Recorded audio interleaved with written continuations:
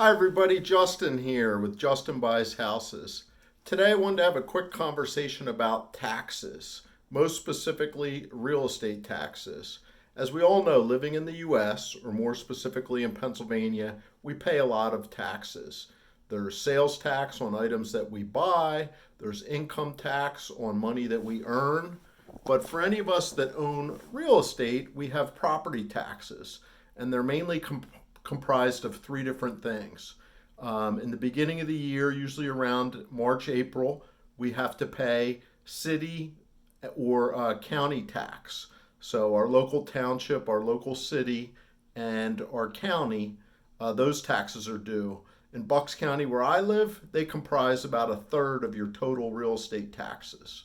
Then later in the year, usually the bill comes out in July, and then the early payment or the discount is if you pay by the end of August, is for our school taxes. And that's basically a formula tied to our property's assessed value. They generally represent about 2/3 of the total annual bill. But in either case, there's different due dates. And for example, with our school taxes, specifically in Bucks County, but similar around other areas of Pennsylvania, with our school taxes, if you pay before the end of August, you normally get a 1% discount. Then you have until October to pay them at what they call the face value. And then if you pay them between the end of October and the end of December, there's a slight penalty. Once your taxes, specifically your school taxes, go into the next calendar year, they can be liened against your property.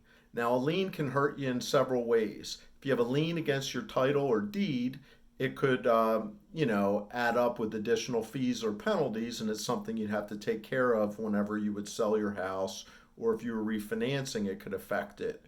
But equally so, this is a bill in your name. So if you don't pay your taxes, this could be a lien against your name, which could adversely impact or affect your credit. So the reason why I'm sharing this is just be conscious of your taxes. Even if you don't have a mortgage, if you own a piece of property, it's most likely taxed and you're going to have an annual bill that you have to pay.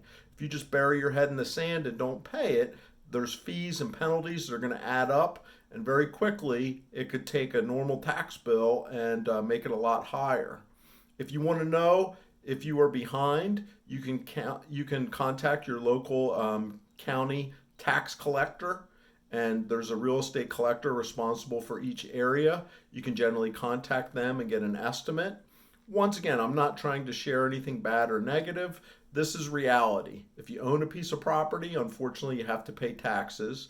They're due on an annual basis, and depending on the type of tax, city and township tax, county tax, is due at a different time than the school taxes.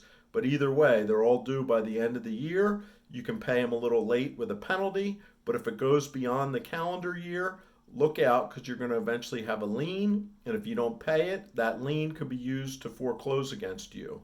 So if you need help, you can always reach out to us and we'll get you some more information. You can contact your local county tax collector, and good luck. If you'd like to just wipe the slate clean and sell your home, these can all be squared up at settlement.